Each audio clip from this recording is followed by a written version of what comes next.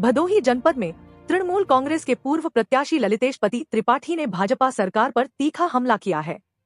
उन्होंने आरोप लगाया कि समाजवादी पार्टी के विधायक जाहिद बेग पर राजनीतिक द्वेष के कारण कार्रवाई की जा रही है। त्रिपाठी ने बताया कि जब वह नैनी जेल में जाहिद बेग से मिलने पहुंचे तो उन्हें मिलने से रोक दिया गया। इसके लिए LIU की रिपोर्ट का हवाला दिया गया। ललितेश पति त्रिपाठी ने प्रेस और समाजवादी पार्टी के विधायक की आवाज दबाने का प्रयास कर रही है।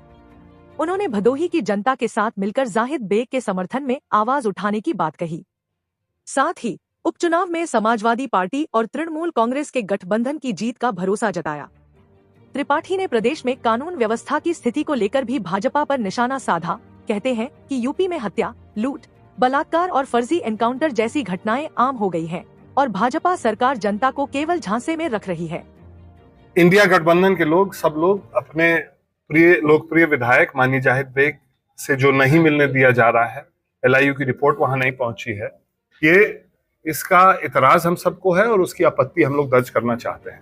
ये बात उत्तर प्रदेश के सदन में उठेगी क्योंकि वो माननीय विधायक हैं, उनसे मुलाकात के अलग नियम होते हैं और उससे हम लोग को वंचित किया जाता है, उनको वंचित किया जाता है। वो हार्ट के मरीज है, उनका इलाज और उनकी देखरेख वहां पे सही तरह से हो रही है, इसकी जानकारी हम लोग को होनी चाहिए। ये सारी बातों को लेके आज ये प्रेस वार्ता रखी गई है। साथ ही साथ उत्तर प्रदेश के उपचुनाव चल रहे हैं। भारतीय जनता पार्टी की गलत नीति और बेईमानी की जो नीति है वो इस चुनाव को टालने में स्पष्ट रूप से हम लोग को दिख रही है।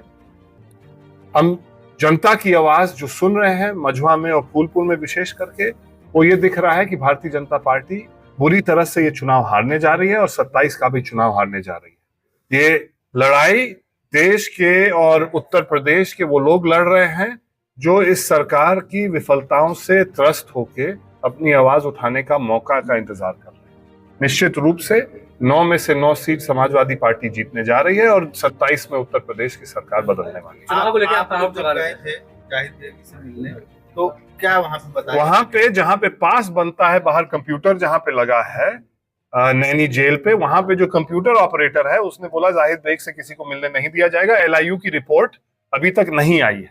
LIU की रिपोर्ट एक बहुत साधारण रिपोर्ट होती है, जिले से बन के जाती है। उसको बनने में मुझे लगता है कि अगर बहुत धीमी गति से बने तो साधारण कैदी के लिए 1 हफ्ते भी नहीं लगता है तो LIU की रिपोर्ट वहां पे पहुंचने में। माननीय विधायक के लिए 2.5 महीने बीतने के बाद भी वो रिपोर्ट नहीं पहुंची। ये दर्शाता है कि राजनीतिक द्वेष के कारण उनके ऊपर ये कार्रवाई की गई है और लगातार वो उसके शिकार बनते जा रहे हैं। अगर उनके LIU की रिपोर्ट जो मिलने के लिए नहीं जा रही है तो उनके ऊपर जो आरोप लगे हैं उसकी जांच और छानबीन किस तरह से हो रही है वो आप उसी से उसका अंदाज लगा सकते हैं। पे जान खतरा भी है। निश्चित रूप से वो जेल में किस परिस्थिति में है, जब तक हम लोग उसको देखेंगे नहीं तब तक हम लोग कैसे जानेंगे। वो एक अलग श्रेणी के कैदी होते हैं जो माननीय विधायक होते हैं, उनको अलग से बैरक उपलब्ध होता है, उनको अलग से सुविधाएं उपलब्ध होती हैं। ये कोई राजनीतिक द्वेष के कारण उनके विरुद्ध जो कार्रवाई की गई है, हम लोग जब तक देखेंगे नहीं, जानेंगे नहीं, तब तक हम लोग कैसे जानेंगे कि उनको किस तरह से रखा गया है।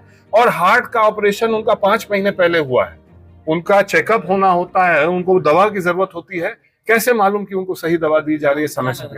हम लोग चाह रहे हैं, हम लोग जानते हैं कि भारतीय जनता पार्टी भदोही विधानसभा नहीं जीत सकती, जाहिद बेग साहब को नहीं हरा सकती है भदोही से, इसीलिए उनको रास्ते से अलग करके वो अपना सीट यहाँ पे जीतने की तैयारी कर रही है। हम लोग इसका विरोध करते हैं और निश्चित रूप से अगर जल्द से जल्द जिला के प्रशासन की कार्रवाई में सुधार नहीं हुआ तो एक बड़ा आंदोलन भदोही जिले में होने जा रहा है। समाजवादी पार्टी, तृणमूल कांग्रेस, भारतीय राष्ट्रीय कांग्रेस, इंडिया गठबंधन के सारे साथी एक सुर में इस अन्याय के विरुद्ध आवाज उठाने वाले। अच्छा, उपचुनाव चल रहा है, आप लोग राजनीतिक क्षेत्र है काफी सीमित मुद्दे पर, तो आप कह रहे हैं कि हम सभी सीटें समाजवादी पार्टी जीतेगी, लेकिन जो पिछला अभी लोकसभा चुनाव हुआ है हाल ही में, रमेश बिंद अपने ही विधानसभा में जहां लगातार विधायक है वो हार गए।